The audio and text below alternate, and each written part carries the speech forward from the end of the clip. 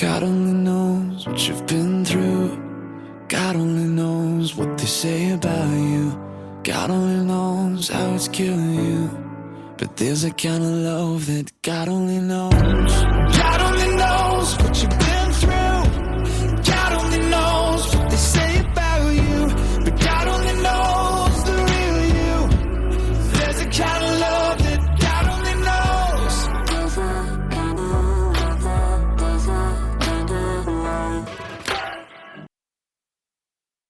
Welcome to the 36th episode of Your Journey Is Not Over. My name is Tanya Pearson Randolph. This is my own personal journey, and the expressions and opinions are of my own. I own all the rights to my personal journey and to Your Journey Is Not Over, neither to be used, copied, or edited in any way without my consent. I'm going to just jump right back into my own personal journey. So we arrived alive. Once my boyfriend got to the hotel, I got out of the pool and got ready to go with him. I remember thinking, I'm going to get lectured big time. I knew he wasn't happy with me, but he was relieved to know where I was and that I was safe. I'm sure with him being older, he knew the dangers of us being out on our own. Two very young teenage girls, those were dangers that we had no clue about.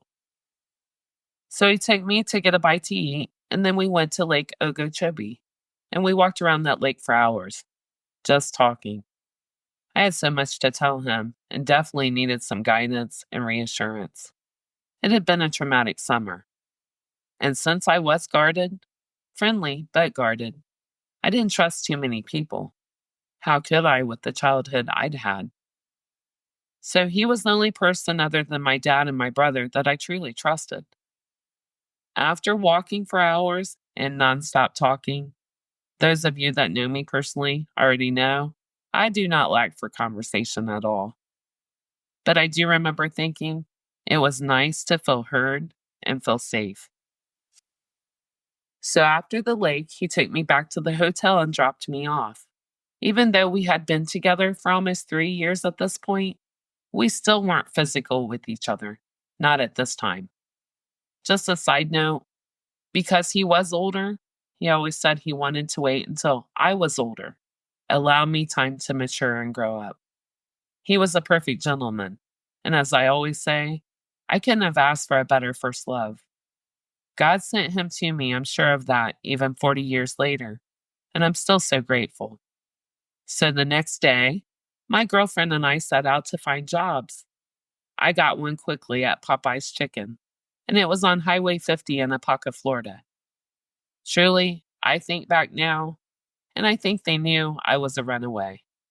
And like throughout my entire life, even now I meet people that have this urge to protect me, total strangers.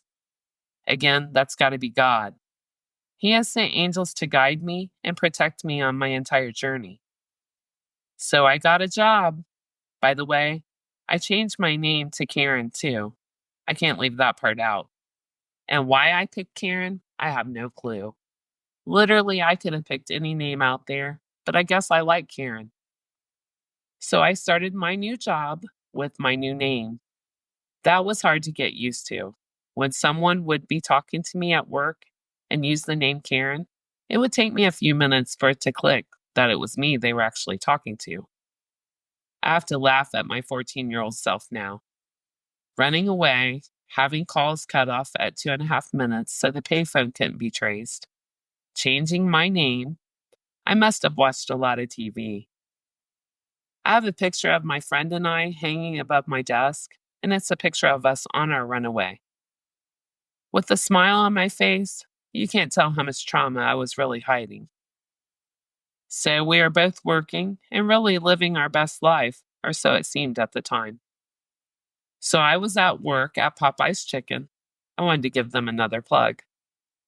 And I had been there for a little over a week. My girlfriend was there to pick me up from work, and she was standing at the counter, and we were talking, just waiting for time to tick so I could leave. The phone rang, so I answered it. Popeye's Chicken, this is Karen. How can I help you? The voice on the other end stopped me in my tracks. I literally felt my heart drop to my feet. It was my dad on the phone. So I hung up and I looked at my friend and I was freaked out and I told her that was my dad. By this time, the phone was ringing again. So I answered it. Popeye's Chicken. This is Karen. How can I help you? My dad said, Tanya, if you hang up this phone, the cops will be there in minutes. So you better listen to me. During this time, my girlfriend is saying, we are running. We're going to the Keys. So I told my dad. She said, we're running and we're going to the Keys. Looking back now, that was a dumb move. Telling him where we were running to. Told you, I sing like a canary. I tell him myself. I always have. He said, you better listen to me, little girl. My dad had never talked to me like that. He meant business. And it's never surpassed me that my dad was on that phone, not my mom, who normally liked to take charge. But she must have known that they stood a better chance of getting me home by having my dad make those calls to me. I trusted my dad. I listened to my dad. So he proceeded to tell me I had two options. I could come home on my own, or I would be brought home by the police. But either way, I was coming home. So after me talking to my girlfriend, and I was scared by this time, so she and I agreed to come home on our own. We surrendered. Anything to keep the police out of it, or so we thought at the time. I do want to mention that my brother also got on the phone that day. Yes, he took an emergency leave from the army because I was on the run. So he got on the phone, and he had a really good sense of humor. But humor would be how he would hide how truly upset he was with me. I knew when I heard his voice, I was in trouble, no matter what humor he used. So his first sarcastic question was, are you having a good time, sis? And then, how's the weather down there? Is it nice? Then I heard a bang on the phone and my brother hollering.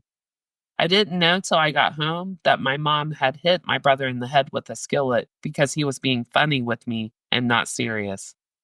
By the way, I still have that dented skillet after all these years. I guess I saved it as a memento. We had to wait a couple of days for her parents to get there. To what we thought, follow us back home. During this time of waiting, we went to Cocoa Beach and we seen the ocean. It was my first time ever, and I've been drawn there and have been in love with it ever since.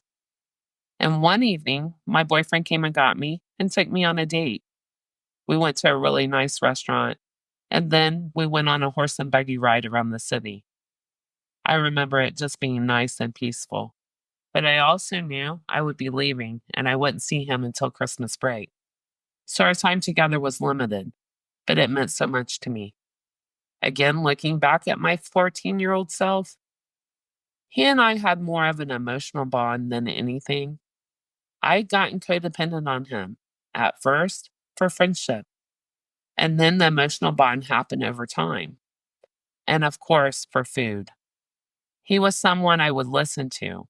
He's the one that set the rules and structure and expectations on me. And finally, all of my bosses just stepped aside and realized it was easier and a lot less resistance if he enforced the rules on me. Truly, it was a smart move on my parents because it worked. I'm a very loyal person. If I date someone, that is it for me. I only have eyes for that person. I have been called a lot of things in my life, but never a cheater. So with him, even being 1,200 miles away, it kept me from being promiscuous or even dating. So her parents arrived, and all is good at first, and then they separated us. We had to ride in separate cars, all the way from Florida to Indiana. When we did stop for gas or restroom breaks, they didn't like us being together.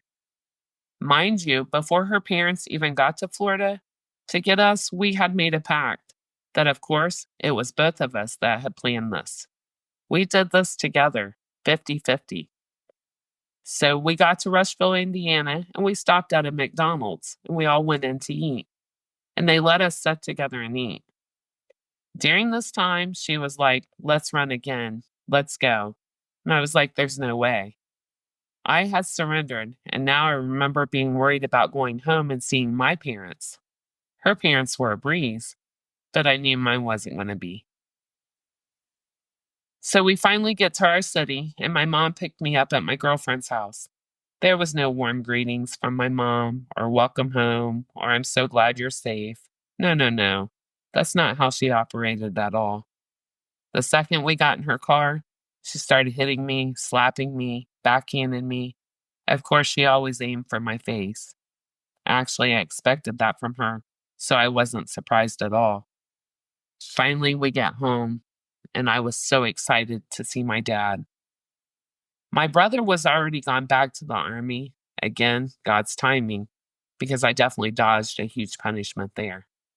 But the most heartbreaking thing to me was my dad would not look at me, nor would he speak to me. He wouldn't acknowledge me in any way. Gosh, that brings tears to my eyes to even write this, to even say it. That crushed me. Nothing else affected me throughout all of this, but that did. So that first evening home, my ride or die got to come and visit me. And she told me that they had pulled her out of band camp. We left while she was gone. And at first, I guess they thought that since she and I was so close, maybe I'd ran to her at band camp. I also walked to another friend's house. My best friend that bullied me and fell in love with me and got stuck with me. Yeah, her house. Her mom was like my mom. In fact, I called her, and I still refer to her as Mama. She was so loving and kind and loved me no matter what, and just accepted me completely.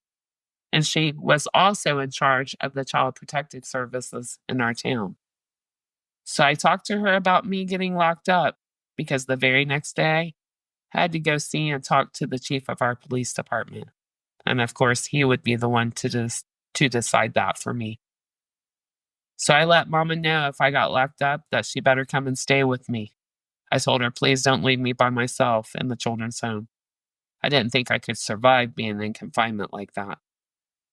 Later that evening, I remember arguing with my mom, and I told her if she had me locked up, I just knew she was pushing for it, that I would run the first chance I got, and that I would not come home the same person. I truly believe that just from friends at school that had been in or was in the children's home, who they were going in and who they were when they got out were two totally different people. Experiences like that harden a person. It changes a person. Plus, I also told her if I was locked up, she wouldn't get her child support on me every week from my adopted dad. I do remember that got her attention. So, yes, I worried all night long. The next morning, my dad took the day off from teaching to take me to City Hall. Yes, by the way, school had already started, and I'd missed the first 2.5 weeks of my freshman year. On the way to City Hall, my dad still would not talk to me. Again, that crushed me. So we get to what was our old City Hall. It was an old building, probably built in the 1800s. It was beautiful on the inside, but it was really old. So I checked in with the chief of police's secretary, and I tell her that I'm there. So she tells me and my dad to have a seat. So I sat in the chair right next to his office door. Mind you, these doors were probably 12 foot tall and wooden, again old. So the door didn't close all of the way. As I sat there, I could hear my girlfriend and her dad in there talking with the chief of police. And she was telling the chief that it was all me, my idea. I do remember I looked at my dad and I said, oh, no, no, no. And I remember my dad finally spoke to me and he said, Tanya, don't you dare. The look on my face must have changed. I do know I sat there for a few and that switch got flipped. I was mad. Mad that she was in there shipping me under the bus completely. What happened to our pact? Mind you, I thought this girl was going to be a friend of mine for life because of what we'd experienced together. Not after this day. We would never be friends again. I I really didn't know what came over me other than I was mad, but finally I'd heard her in there lying long enough. So I got up, and instead of reaching for the door handle like a normal person would do to open the door, no, I kicked the door open, and I most likely sealed my own fate. This concludes my podcast for today. Everyone have a great weekend, and please join me next Tuesday. And always remember, your journey is not over. God bless.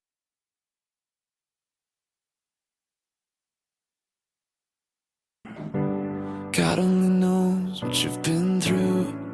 God only knows what they say about you. God only knows how it's killing you. But there's a kind of love that God only knows. God only knows what you've been